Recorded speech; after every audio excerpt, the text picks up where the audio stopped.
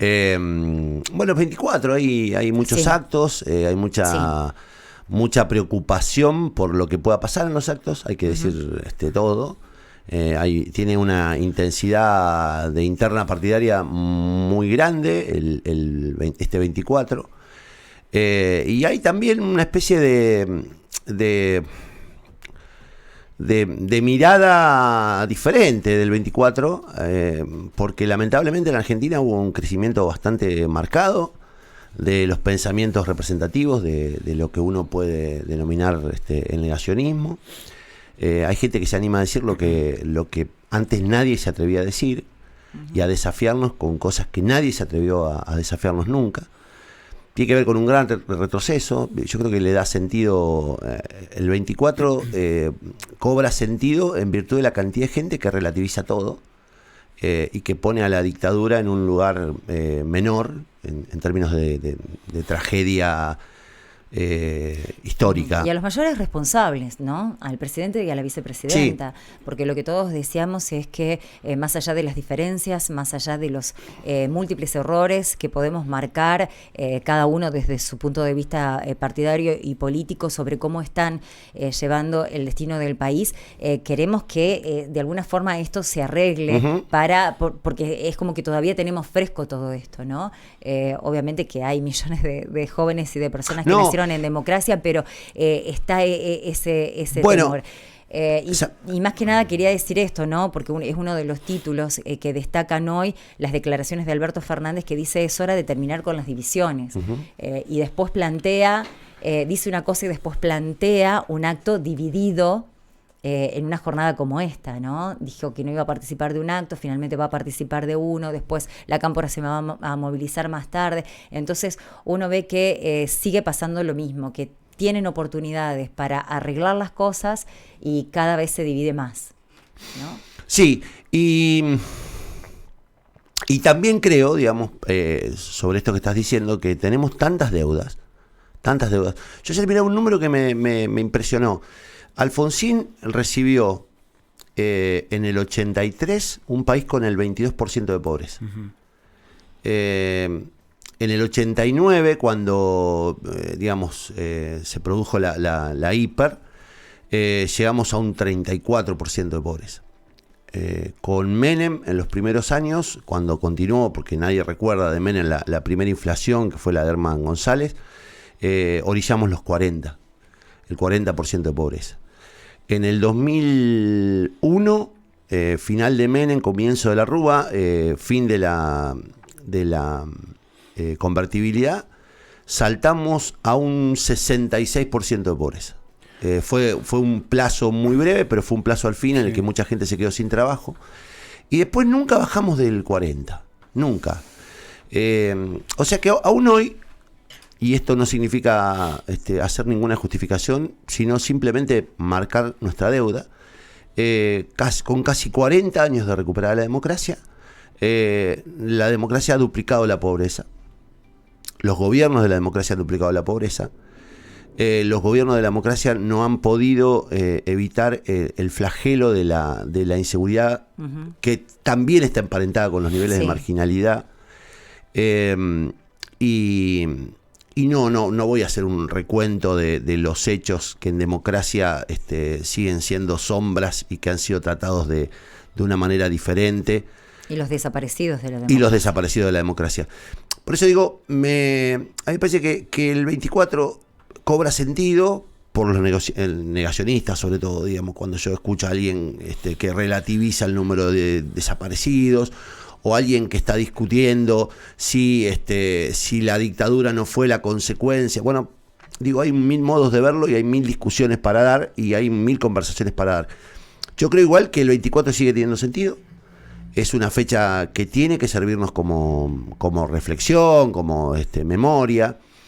Y también descubrí con Guille, ayer o antes de ayer, y hoy vamos a aprovechar para hacer una nota sobre eso, cuán diferente es la mirada de los que tenemos cerca de 50, un poco más, un poco menos, con los que no tienen 30. Porque nosotros fuimos vecinos del horror. Sí. O sea, nosotros fuimos... tenemos incorporado el relato trágico de la dictadura. Él me decía ayer, che, ¿escuchaste el podcast de Granado sobre la sobreviviente en la ESMA?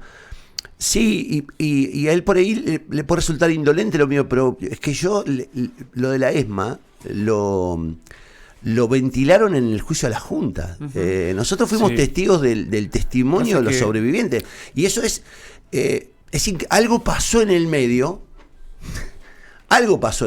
que hizo que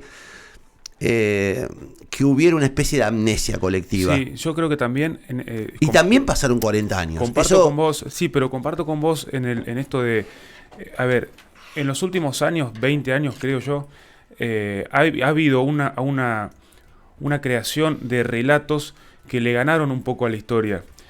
No solamente con la dictadura, vos recién hablabas, qué sé yo, del menemismo, por ejemplo. Hoy tenemos un partido entero que lo pone como el mejor presidente de la historia, y uno ve en amigos, en jóvenes que vienen de las nuevas generaciones que repiten esto y no tienen conciencia. Yo con Menem tenía 5 o 6 años y me acuerdo de ir a comprar con los bonitos que te daban en el coso. Y me acuerdo de la inflación y me acuerdo del 2001 y me acuerdo de todo. Y después me ocupé de estudiar y poder leer todo lo que podía para entender.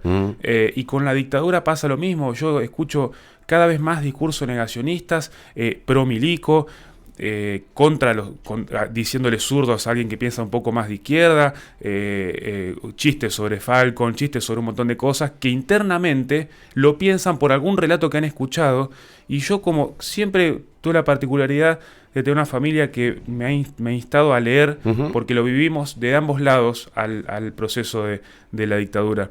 Y como joven, yo siempre sentí la obligación de esto, de leer, de investigar, de escuchar las vivencias de mis mayores, también de tratar de alejarme de lugares extremos, con el compromiso firme de poder llegar a comprender el proceso histórico que fue la dictadura, pasado casi medio siglo, la dictadura, y desde antes también. Y pasó medio siglo, es verdad, pero aún está presente en mis padres y mis abuelos que lo vivieron. Por eso es que es importante la memoria, y sirve, como decía ayer, solo si lo usamos para no repetir los mismos errores. Si seguimos en todo lo que nos llevó a semejante acto, la memoria va a quedar en consignas y en actos una vez por año y nada más. Y los pedidos de verdad y justicia van a seguir vigentes. En mi posición van a seguir vigentes hasta que se identifique el último hueso desaparecido y hasta que se recupere el último nieto robado. Por eso es importante el pedido de verdad y justicia, más allá de todos los contextos partidarios, políticos, ideológicos que uno pueda escuchar en estas fechas. Nos debemos un compromiso como sociedad, no solamente a saldar las deudas que tenemos desde quizás antes de la dictadura, pero recordemos que tomaron un gobierno con 5% de pobres y 8.000 de deuda externa, y lo dejaron con un 20 y 40.000 de deuda externa. Y después comparto lo que vos decís, del 83 a la fecha, bueno, fue... a mí me parece que, por eso yo digo, yo respeto y banco el sostenimiento de la consigna memoria, justicia y verdad. Durante muchos tiempos también sostuve la consigna aparición con vida, hasta que me di cuenta que era un imposible. Entonces, cuando las sociedades reclaman, o sectores de la sociedad reclaman lo imposible, el futuro es imposible. Y yo creo que es un momento en el que tenemos que poner cada cosa en su lugar y entender que lo que tenemos por delante es tan difícil, tan complicado, tan duro, que tenemos que dejar de hablar un poco del pasado. Yo, a lo mejor suena a desmemoriado, pero digo, no sé hasta qué punto sigue teniendo sentido que terminemos todo el tiempo aferrándonos a las diferencias del pasado, a los errores del pasado, cuando lo que hay que construir es un camino nuevo, que saque a la gente de la pobreza, que digo... La verdad que la urgencia en este país es esa, el verdadero compromiso tiene que ser construir un lugar donde la gente viva mejor, donde nuestros hijos se quieran quedar, donde, digamos, la gente tenga la ilusión de estudiar y laburar, donde todos tengan acceso a la educación, a la salud pública, a la cultura. Y digo, a mí me parece que estamos hablando muy poco de eso. Y que todo el tiempo hay una necesidad de retornar. Ayer escuché a una concejala, vos hablabas recién de Menem, pero yo tengo que salir en defensa de Menem y decir, lo eligió la gente. Fue un presidente democrático. Si hay gente que lo reivindica a Menem, no está cometiendo un delito. Está diciendo lo que piensa. No, digo, porque a lo mejor queda la sensación de que hay gente que no tiene derecho o no puede, no te lo estoy diciendo. Al contrario. Digo, hay gente que a lo mejor cree de verdad. Yo tengo amigos que creen de verdad que el menemismo fue su mejor momento en la vida. Y quizá lo fue. Quizá lo fue para ellos. Sí. Quizás lo fue. Digo, esto de enseguida poner, bueno, no puedo reivindicar el menemismo. Ok, tenés una mirada sobre la economía y sobre la vida que a lo mejor te hace reivindicar el menemismo y no te convierte en cómplice de la dictadura, y no te convierte en genocida. Yo ayer escuché a una chica, a una concejala de un pueblo de la ciudad de Buenos Aires, no sé, lo vi por televisión, diciendo que el PRO era la continuidad de Macera y Virela. Y yo puedo tener toda la diferencia del mundo con el PRO, con Milei y con toda la derecha argentina. Ahora, no podés decir eso, porque nadie arrebató el poder en la Argentina. Ninguno, ni el PRO, ni Macri, nadie le arrebató por la fuerza y violando la Constitución nada a nadie. Lo hizo la gente. Entonces digo, empecemos a marcar diferencias. La dictadura fue la dictadura. Lo que vino después fue democracia. Vos podés hilar en adhesiones ideológicas y vincular al neoliberalismo de un lado, del otro. Ahora, la dictadura fue una atrocidad, fue la supresión de todos los derechos individuales, fue la supresión de la vida por orden de una persona sin sujetarse a ninguna ley, a ningún proceso judicial. La dictadura fue el horror, y ningún hecho de la democracia es el horror. Es en todo caso la desaveniencia de un pueblo y también el modo de pensar de un sector de la población que tiene derecho a pensar eso. Porque lamentablemente nos hemos convertido en muchos casos en gendarmes de las ideas y creemos que solo valen nuestras ideas. Y si algo representó la dictadura fue eso, precisamente, la supresión del pensamiento del otro.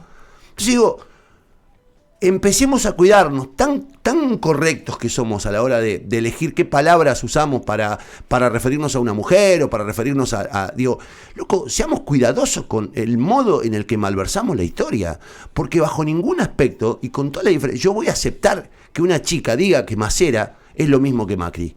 No lo puedo aceptar. Entonces digo, la malversación de la fecha histórica, la pudrición de la fecha histórica, la utilización casi al borde de la prostitución que se hizo de los valores de los derechos humanos en la Argentina, que se convirtieron en valores de un partido y de un sector, también le hicieron mucho daño a la democracia. Y también es un tiempo en el que terminaron, en el nombre de las consignas, terminaron distrayéndose de los objetivos principales, que era integrar, hacer una sociedad más democrática, una sociedad. No puede ser que tengamos un 50% de pobres. No puede ser. No puede ser. Y vos lo decías bien, la dictadura tomó un país con el 8%. Entonces tiene que haber alguna reflexión tiene que haber alguna autocrítica masiva sobre por qué había un grupo de personas que tomaron las armas en la Argentina y le dieron una excusa a la Junta Militar y a la Escuela de las Américas y a los Estados Unidos, cuando en realidad tenemos una sociedad justa. ¿Por qué tomaron las armas ante una sociedad justa? ¿Por qué decidieron ir por las armas y pasarse por el forro la democracia, cuando en realidad vivimos una sociedad con justa distribución de la riqueza, con casi escasa desocupación, con acceso al trabajo, digo, ¿por qué? Y yo no veo autocrítica en eso, veo una reivindicación de la violencia armada. Yo no creo que los militantes del ERP, de Montoneros y de cualquier organización terrorista y guerrillera en la Argentina, son términos que están como abolidos. Está abolido decir guerrillero. No, eran guerrilleros, muchos de ellos, y cometieron un error. Y yo no veo que haya una lectura de error ahí. sigue habiendo una reivindicación del tipo que tomó las armas como si fuera un héroe. Y no fueron héroes. Fueron chicos que se equivocaron. Fueron jóvenes que se equivocaron, que cometieron el error, que leyeron mal la realidad, que creyeron que Argentina era Cuba, y Argentina no era Cuba. Argentina era un país mucho más complejo, y evidentemente la legitimación social, porque es otro tema. Hubo una sociedad que legitimó aquel golpe. Sí. Digo, que lo pedía aquel golpe, que reclamaba aquel golpe. Obviamente no reclamaba el horror, que lo festejó. Digo, ¿por qué? Porque evidentemente, y eso es lo que me preocupa a mí, había una percepción de que quienes conducían no estaban conduciendo y que no representaban el pensamiento y la necesidad de la gente en ese momento. Y ¿sabes qué veo? Que lo linkeo con lo que vos decías, esto de no volver a repetirlo. Digo, a mí me parece que la clase dirigente tiene que entender, lo hablábamos un poco ayer o antes de ayer, digo, tiene que entender que hay un vacío de representación y que la gente tiene claro a quién no votar, pero no sabe a quién votar. Entonces digo, de verdad, es el momento en el que más que hablar del pasado, hay que hablar del presente y de la deuda que tenemos y de lo poco que aprendimos y de los riesgos que corremos de repetir la historia si no entendemos que la política tiene que ponerse al servicio de la gente y que tiene que ofrecer soluciones. Yo cuando veo algunos discursos como la de la concejala ayer de Esteban Echeverría, si podés, Martín, buscalo, bonita. Lo compartimos, dale.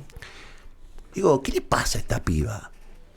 ¿Cómo que es que, digamos, costó mucho recuperar la democracia? Tuvimos que sufrir una guerra, fuimos víctimas de un latrocinio para que venga una mocosa y diga que Macera es lo mismo que el PRO. No es lo mismo. Sí, es cagarse un poco en todos los consensos que hemos logrado como sociedad del 83 a la fecha. Pero además en una parte importante de la población. Pero sí, y por ahí usar tan ligeramente el término dictadura, genocidio, todo lo que tiene que ver con el proceso del 76 al 83, es cagarse también hasta en los muertos, en los desaparecidos. Entonces, creerse dueño de la verdad está legitimando también al discurso de odio del otro lado. Y por ahí vos hablabas de la guerrilla, de los sectores de izquierda, y a veces parece que hablar de eso también está legitimando la teoría de los dos demonios, que no es así. No. O por lo menos acá no lo compartimos, no lo vemos así, porque si una agrupación toma las armas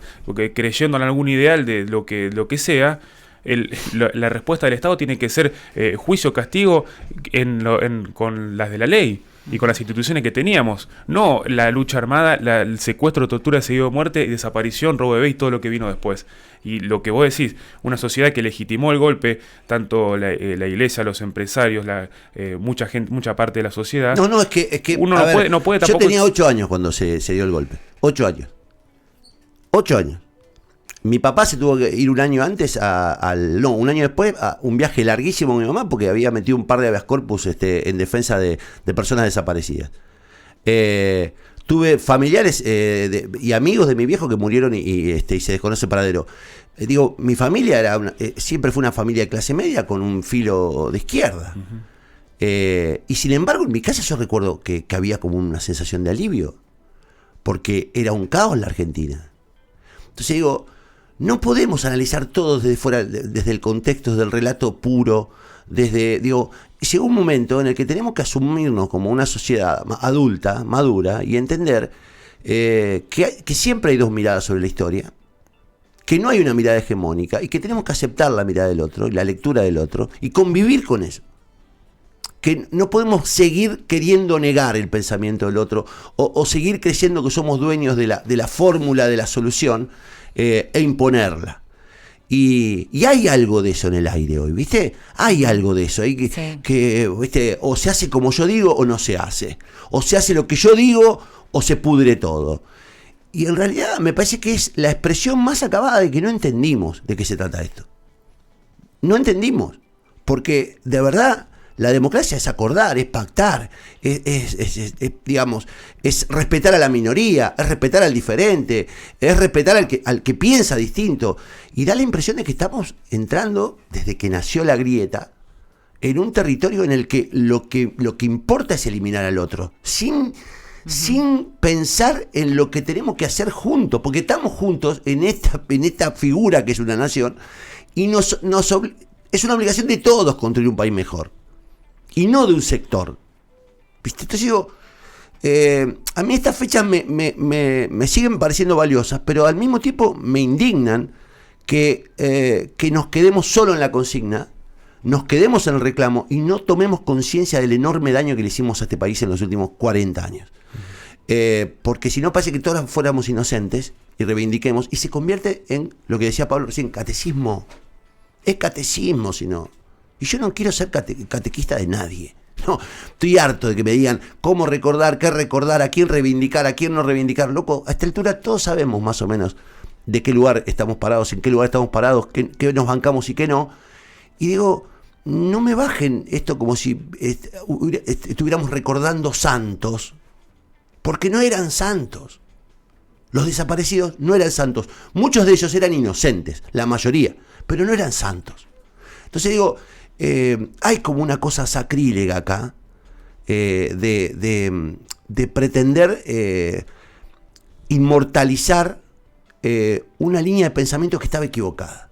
Porque nos guste o no, la salida por la vía de la violencia era una salida equivocada. Y yo no escucho a nadie que critique eso. Y el que lo critica se convierte automáticamente en un enemigo, socio de la dictadura, o como bien decías vos, sostenedor de la teoría de los dos demonios. Basta, ¿viste? Basta. Pasó hace 40 años.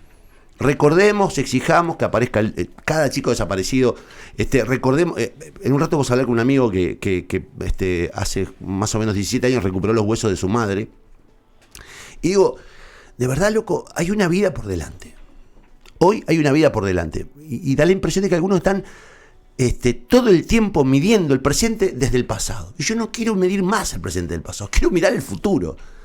Y es un poco hinchapelota que estemos todo el tiempo mirando hacia el pasado. Y que todo el tiempo nos estemos pasando. Y que todo el tiempo usemos la comparación absurda del que piensa diferente conmigo con el fascista, el que piensa diferente conmigo con Videla.